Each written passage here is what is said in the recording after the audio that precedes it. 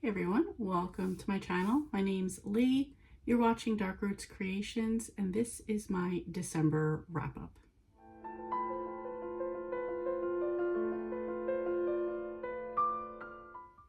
So I have finished my first book for December. This was A Kilt for Christmas by Trisha O'Malley. I'm going to read you what it's about. This was part of the Enchanted Highlands series. It was book number 3. I've never read any of the other ones, but it says, as if Maisie Barron is over it. A small town girl with big dreams, her frustrations lead to her making a silly wish at the standing stone outside Lauren Bray. Little does she know, the magic found there will transform her wish into a catastrophic event that threatens the upcoming Christmas book festival. Weston Smith needs a break. Burnt out from his tenure-track professorship, he decides that a holiday in little Lauren Bray, Scotland will be the perfect escape he needs to recharge his batteries. The last thing he expects to find is the woman he's been waiting his whole life for. With the overzealous help of a gaggle of elderly book club members, who also call themselves the Book Bitches, Wes finds himself on a real-life mission to woo the woman of his dreams. There's more than magic at play when sparks ignite. Snowed in, with an undeniable attraction brewing, only Weston Macy can save Lauren Bray from the snowstorm of a century. Then there's an author's note. It says, a handsome American takes on a lonely Scotswoman in this standalone, small-town Scottish romance. Wicked banter, a Highland ghost coup, and dogs dressed in kilts makes this magical Christmas story the perfect happily ever after. It was cute. Rom-com. I didn't read this ahead of time, so I didn't realize there was going to be like a bit of fantasy in it. That was a kind of a turn-off for me. I really enjoyed the beginning, like when they're first meeting each other. It's at this like little trivia competition that she's always used to running and winning, and he comes in and just starts like being the equal for her. I thought that was really good. Spice level, they do go into some detail at a certain point.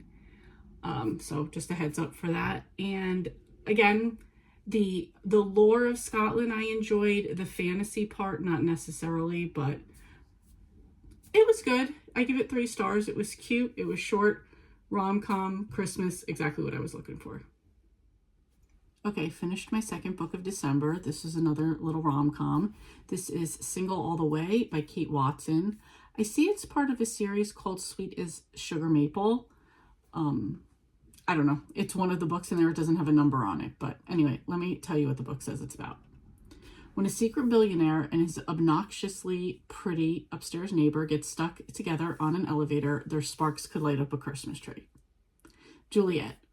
I go through crushes faster than a little kid goes through presents on Christmas morning. But when I crash into my annoyingly hot nemesis and we get stuck in the elevator during a blackout, the last thing I expect to develop is feelings for him.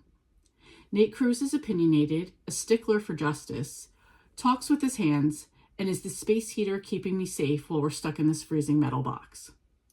He's also the first person to ever push past my defense mechanisms and see me as more than the girl who messes up everything that my family sees. And when the blackout ends and we're back in the real world, he's the first person ever to stand up to my family for me.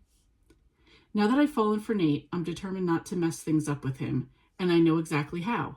We'll fake date to get through the holidays. Yeah, this sounds like it's a great plan.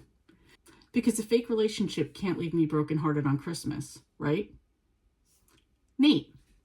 Juliet Shipp is the loudest, most obnoxiously pretty upstairs neighbor in the world. But after 6 hours in an elevator with her, I'm fighting feelings deeper than I'm willing to admit. And after the power is restored and she manages to drag me to my apartment and give me an insulin shot, I'm all in. When Jules suggests that I come to her identical twin's wedding as her fake date, I agree, but only if she comes to my ultra-ambitious parents' holiday party as my real one. Because I know the truth she's too scared to admit, she isn't faking. And I'll do everything I can to help her realize it, because all I want for Christmas is Jules. Then it says, Single All the Way is a sweet, closed-door romantic comedy in the vein of your favorite festive Hallmark movie, but with more swooning and a lot more banter. Happily ever after guaranteed. all that is exactly it. It was so good. I was smiling, cheesy, happy all the time. This is exactly what, and I'm not normally a forced proximity, enemies to lovers type of thing, but this was just so perfect, so good the whole time. Absolutely love this one. I gave it 5 stars. Okay, so I just finished my 3rd book. This is Christmas at the Nantucket Restaurant by Pamela Kelly. This is book 2 in the Nantucket Restaurant series. This is a spin-off of Nantucket Beach Plum Cove series. That one, they take place on Nantucket. In that one, a woman who is starting over like the second half of her life, she turned her home into an inn. So a lot of it takes place around the locals in Nantucket, as well as a lot of the guests that come there. This is a spin-off where two sisters wound up opening a restaurant. They have an executive chef. It's around Christmas time, and they want to do something a little bit extra special there. The name of the restaurant is Mimi's Place, and just a few of the characters that are in this. I don't want to give away anything because if you're still reading the other series, I don't want to like ruin anything, but this is Emma and Paul's first Christmas together as a couple, and it's Mandy's first holiday as a new single divorced mother of 2. She is taking a new relationship kind of slow. And then their other sister, Jill, and her husband, Billy, are planning to spend the whole month of December in Nantucket, staying there. They're kind of gonna do a little bit of working while they're there. And then there's Gina, who's the bartender. This is her first winter on Nantucket. It's a bit of an adjustment to her because she's used to living in the city. And it's interesting because someone that she had a crush on is moving back to Nantucket, and you're going to see where their relationship goes. At this time, you're also doing the Christmas stroll, which is kind of like everybody's out seeing, you know, everything that's on the market, everything going on in the stores, and just, it's always, I've seen this in other books set in Nantucket, so I think it's something that must actually happen. And it just seems like it's just like such a cozy thing, very Christmas vibes, and all that goes along with that. So I absolutely love the other series. This one's no exception. I'll probably go back and read book 1. I just wanted to read this one for Christmas. It's pretty much a shorter book at 208 pages. So finished that one. I gave it 4 stars. The only reason I didn't give it 5 is because it got a little too descriptive at certain points, and I just wasn't in the mood for that. So that's a me thing, not a book thing. So anyway, that's it. I'll come back when I have another one finished. Okay, so on my way home, I figured I would review the book that I finished while I was at work. Actually, I think I had like 2 minutes left when I walked into work, but this is One Night, Two Holidays, a Christmas and Hanukkah novella by Allie Brady. This was perfect book. Absolutely loved it. I love the mix of, I guess because my regular world is mixed with like Christian and Jewish, so I felt like it was kind of appropriate in a way.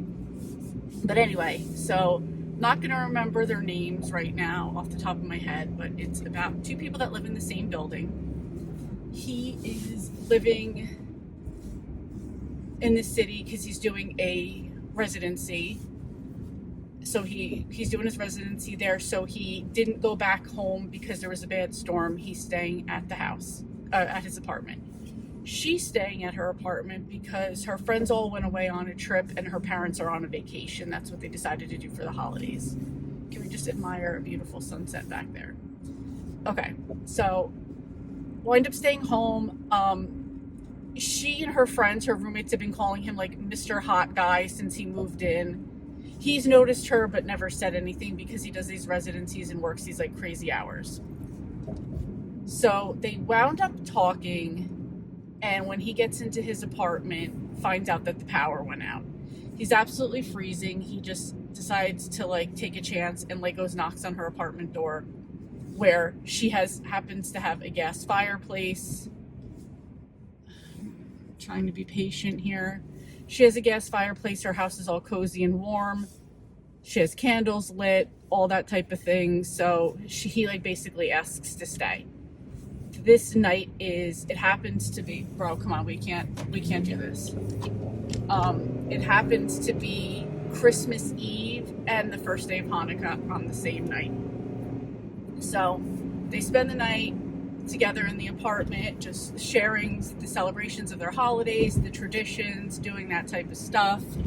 He even at one point, hold on, just deciding which side I should go on. He even at one point decides to run back up to his apartment and get some like frozen man dinners that have mashed potatoes in it so they can make like latkes. Sorry, I'll try to push that up. So like that was just really cute. There was a point where I don't know how spicy you want to say things got, but we definitely go into some detail. So there's that part of that is something you need to know. And sorry, just trying to get on the turnpike. Give me a second. All right, let's get in here. Okay. And let's all slam on our brakes. Whatever. So that happens. He has like a phone call to his family because he was trying to get on the next flight. He could have gotten back on, but he told her the airports were still closed so he could spend the night with her. This story goes on from there. I think it goes from the 24th to the 26th, and then there's an epilogue. So really cute. Love the back and forth of everything. It was just perfect. It's the exact type of rom-com holiday I was looking for. It put both holidays in there. So absolutely love this one. 5 stars. Highly recommend. This is exactly what I look for during this holiday. All right, it is Friday. Hair's a mess.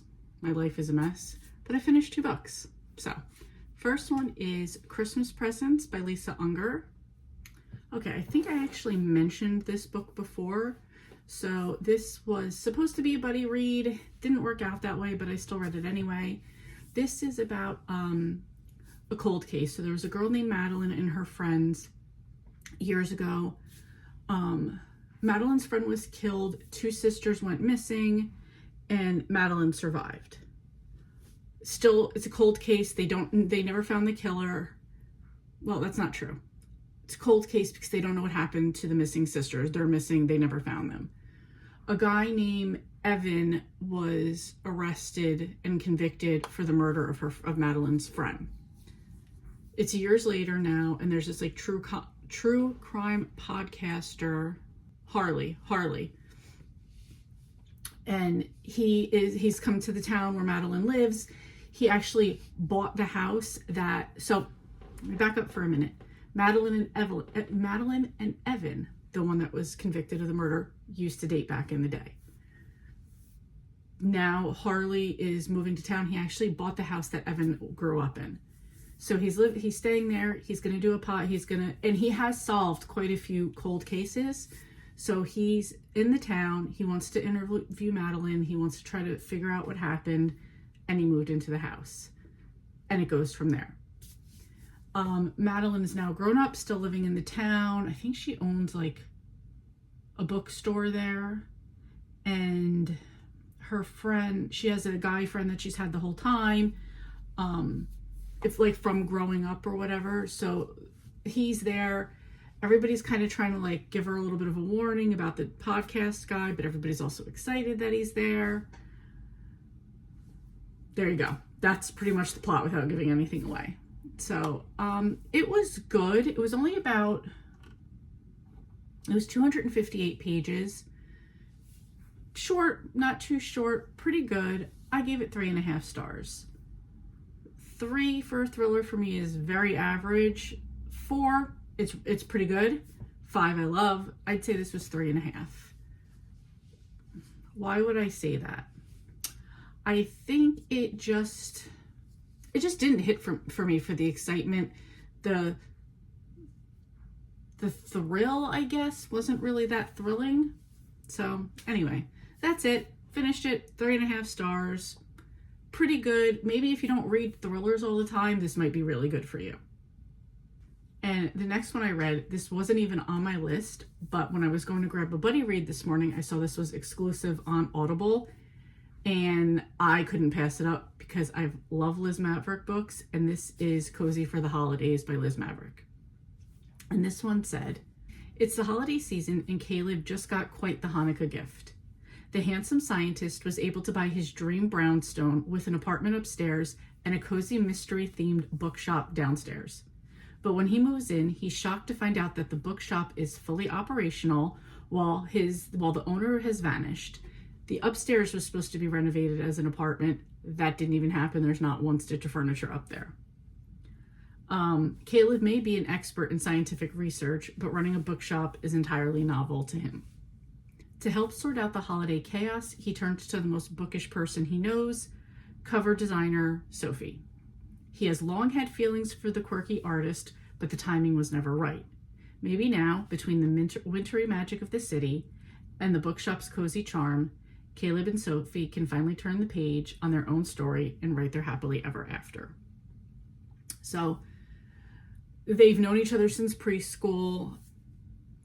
Her mom passed away a few years ago, and she kind of made it clear at the time, like she was just very happy that they were just friends. So kind of friend zoned. He's always loved her, but he's just accepted that's what it is. This was a great opportunity for them to come together. He's kind of like, what's up with this bookshop? That whole bottom floor was supposed to be cleared out. The apartment was supposed to be done upstairs. That didn't happen. So she's like enchanted. Of course, it's a cozy mystery themed bookshop in a brownstone. I'm just like, oh, this would be beautiful. And so while he's in there, the two stores on either side of him, one is a knitting shop and one is a flower shop. They're all supposed to be doing something together for the holidays. So this isn't really a spoiler, but he agrees to keep it open for the holidays because they were in agreement previously, and the florist told him Q4 would be like great moneymaker, and he still has to figure out what he's doing, so he decides to keep it open for now, and Sophie agrees to help him. Things go from there. There's also a really cute stray cat. This is on the Jewish side of things, even though there is Christmas involved because they're Jewish, and they decide to name this stray cat that's hanging out in their store Lottie. So I thought that was super cute too. Love Liz Maverick holiday books.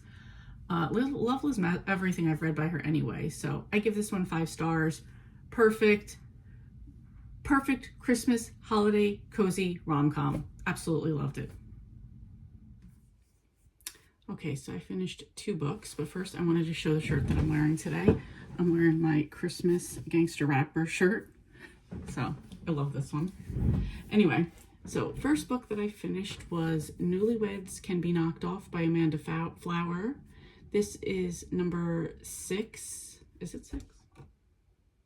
6 in the Amish Matchmaker series. And in this one, Millie and Lois are traveling from Ohio to Florida.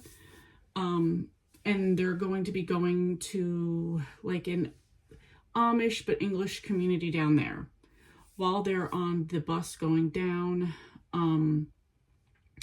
Millie meets a woman named Caroline, dressed as Amish, on the bus. She talks to her while Lois is sleeping.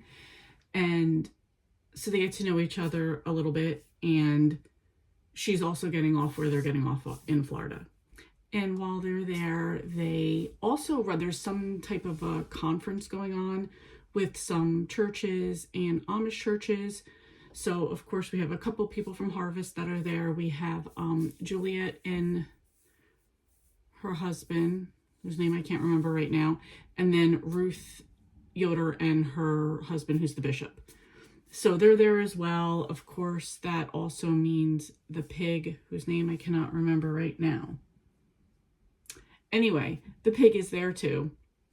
So sometimes they're babysitting him, some are pig sitting him, whatever you want to call it. And it turns out that the woman, Caroline, that was on the bus gets killed. So now they're in the process of helping, or not so much helping, just taking it upon themselves to help solve the murder of what happened to her. And the story goes from there. Not going to give any other details away since this is the 6th book in the series, but this is pretty much how it goes. Brief is Millie is the matchmaker for the Amish community in Harvest, Ohio.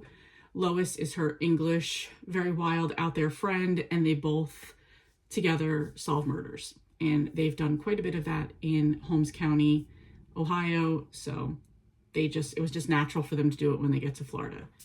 I really love this particular series. This is a spin-off of the Amish Candy Shop series. And we did get a little bit of that in this one as well. Some of the characters from that one. So, good spin-off. I enjoyed this one. I gave this one 4 stars. This completed for me the last book I needed for the 52 book club for 2025. So I've now finished that. I'm excited. I will put up my completed board right here. Glad I got that one done. This also completed the last challenge I needed for a prompt for the Killing Time with Cozy's Read Around the World challenge hosted by Melmac. So happy to get that one done as well. And the second book I finished is Jack Frost by Debbie May Comer. This is for Debbie December, which I am co-hosting with a bunch of other ladies. And this is a novella, holiday Christmas novella. It is about a woman named Lindsay, who she's alone for the first time for Christmas, so she agrees to host a work holiday Christmas party. And there's a guy named Jack that works there that's like Mr. Scrooge. And at the end of the party, they both get stuck in the building as it loses power. So while they're there, they start to like just talk to each other, get to know each other a little bit, confide in each other a little bit, and find out they get a little bit closer and find out more about each other, which changes their opinions of each other. Just a bit, maybe. And then when the power comes back on, they kind of think, was it just like, being in the dark, being in the moment? But both of them kind of realize that it wasn't that they are interested in each other, that they do care about each other, that they did get to see the real person behind each one of them. This is I think it was only like 82 pages, Christmas, Christian, sweet, which is exactly what Debbie May Comer is. And I really enjoyed this one. I gave this one 4.5 stars. Okay, I have finished 3 books. Sorry, I haven't been on. It's the day after Christmas, but I was busy on Christmas Eve, Christmas Day. We're here now. Okay, so first book was a buddy read. This was The Christmas Holiday by Michaela Davids. I'm going to read the plot of this to you really quick. It says, the perfect vacation or the perfect murder. It's Christmas time and 32-year-old Alicia Silver is spending her first Christmas holiday with her handsome husband Jack and his family at their remote lodge in the Irish mountains. The Silver family are very wealthy and beautiful, and they seem to live a charmed existence, and Alicia only hopes she can live up to their high expectations for her marriage. The festivities are in full swing, but Alicia quickly discovers that behind the perfect image, the Silver family are hiding plenty of secrets. The gorgeous husband, the jealous sister-in-law, the glamorous stepmother, a wealthy father-in-law. Before the vacation is over, one of them will be dead. But who would kill to protect their secret, and who will survive this Christmas holiday? Yeah, that's pretty much the story of what happens. I just didn't really enjoy it. Can't tell you why. I wasn't really interested. That's it. I gave it 3 stars because I can't pinpoint what's wrong with it. It was good. I just wasn't that interested, and I feel the way the story was told, I really wasn't interested. So take that for what you want. Okay, next up was an Audible exclusive. This is 10 Things I Hate About Christmas by AJ Pine. And this one said, if there's one person Gemma Marshall can't stand, it's her official nemesis, Theo Campbell, who just so happens to be her boss's nephew, also known as Nepo Nephew. Whether Theo's pulling off a major account or hogging the office microwave, he constantly rubs her the wrong way. Plus, he has no business looking that sexy. We definitely talk about his perfect hair way too much in this book. But everything changes when Gemma accidentally sends her uptight boss Eleanor a highly not safe for work holiday gag gift meant for her bestie. Theo catches Gemma freaking out and offers her an invite to his aunt's exclusive Christmas party in the festive holiday destination town of Tinsel, where she can intercept the inappropriate gift before it's unwrapped. For Theo, helping the woman upon whom he has an unrequited crush is a huge win. It's a chance to spend time with her It's a chance to get to spend time with her and finally get off the naughty list. And if they both lose their hearts along the way, well, all's fair in love and Christmas. I don't know how spicy things are for people, but there were a little bit of detail in here, so warning for you if you don't like spice at all. This was really cute. There is Theo's annoying little nephew, which is a very cute part of this. Them running around. Apparently Eleanor has like 7 Christmas trees and gifts under all of them. Eleanor also has this very like British uptight assistant who is definitely a character throughout. Of course, there's the aunt and Theo's mom, who is Eleanor's twin sister, and they couldn't be more opposite. She has the mother, Theo's mom, runs Christmas trucks, and one of them is called Reindeer Balls, and all the food she makes is in the shape of balls. So that is definitely a funny added part of the story. Also, Theo has a nickname that I'll let you read the book and find out what it is. I really enjoyed this one. I gave this one 4.5 stars. Okay, and the third book is called A Christmas Spark by Cindy Steele. This is 0.05 in the Pride and Pranks series. Didn't even realize it was part of a series. I just went into it because it was like a short Christmas book. So this is about a woman who, it starts with like a little prequel of like what her trauma from life is. And it was the Sadie Hawkins dance. She wanted to ask out this guy. She was like around the corners from the locker and she heard him say something mean about her. Something like, my dog is hotter than her, or something like that. The guy that she liked, the boy that she liked, he went on to be her twin brother's best friend. And so she's kind of spent her whole life hating him. Now her brother and his wife, it's Christmas time, they're going away for a little bit. They're going to come back, and the sister-in-law's family has a cabin. So she's just going to go to the cabin, hang out there for a few days. And when her brother and his wife come back, they'll all get together for Christmas. She shows up there. And of course, the boy, now a man, also rented the cabin from her brother for the week so he could spend time and relax, do some ice fishing. She's a writer. She was going to do some writing. And of course, now they're stuck together. Her car gets buried in a blizzard. She has what food she had in there, what clothes she had in there, everything is buried. She can't get to it. And he only bought minimal amount of stuff because he planned on ice fishing and eating the fish. So she has also no clothes, except for what she had on, which was like a business outfit she wore when she left work. So there's strip poker to get clothes or services. Take that how you want. There is some confessions, there's some cooking, there's just some enjoyment. It's all that you'd want from like an enemies to lovers, closed doors romance. I won't spoil the ending for you, although it might be obvious as you're reading it, but I enjoyed this one a lot, and I gave this one 3 stars. Let me stop and go back really quickly, because there was a certain point in the book after they confessed to each other that they liked each other, there's a point where it does just get a little bit boring. But for everything else that went along with it, I give it 3 stars. It was a short book. It is 131 pages. So that's it for right now. I believe that's 11 books. It's the 26th. I'm still going to try to get one more book in, so I have 12 even. And yeah, we'll see how that goes. I think after that, I will be Christmased out for the year and ready to move on into some thrillers and other things I already have planned for January. Okay, I just finished my last book of the year. This is A Green Family Christmas by Piper Rain. It says, preparing a Christmas to remember is no small feat with a family the size of the Greens.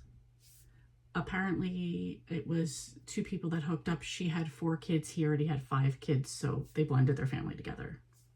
Especially when the woman who has always been the planner down to every minute detail falls ill only 5 days before the holiday. The family has no choice but to scramble to ensure that nothing is amiss. Cookies need to be decorated, gingerbread houses assembled, and decorations to be hung. They'll need every hand on deck, young and old, to pitch in. And what would a green holiday be if not chaotic with a dash of drama? This is number 5.5 in the Green Family series. I've never read any of the other ones. I only picked this one up because it was like a novella Christmas book on Hoopla. So I picked it up. It was pretty quick. I enjoyed it. It was cute. Obviously, if you've read the other books, you know more about the family members, what's going on. So like I said, it was the two people that hooked up. Their children are all adults. Now, I believe that they also did have a child together. So you do see the couples, they have children of their own now. Everybody was assigned a detail because the matriarch of the family is sick.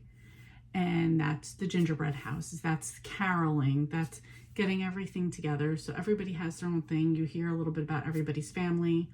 Also, one of the characters, her ex is like back in town at the same time she is. So she's kind of dealing with her feelings around that.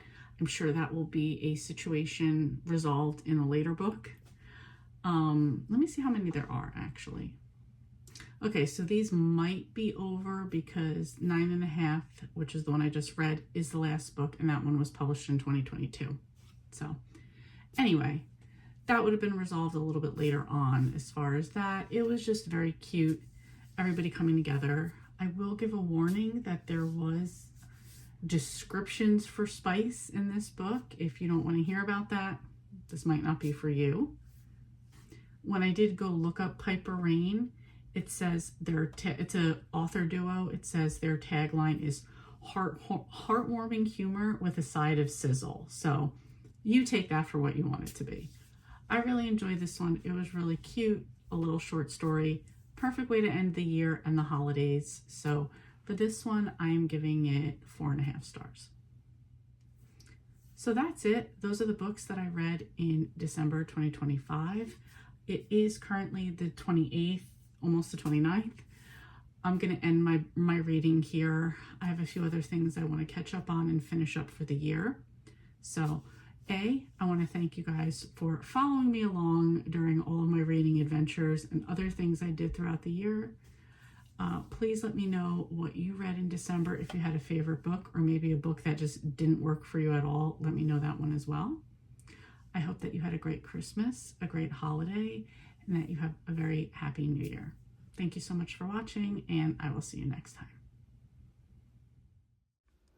Hey, thank you so much for watching.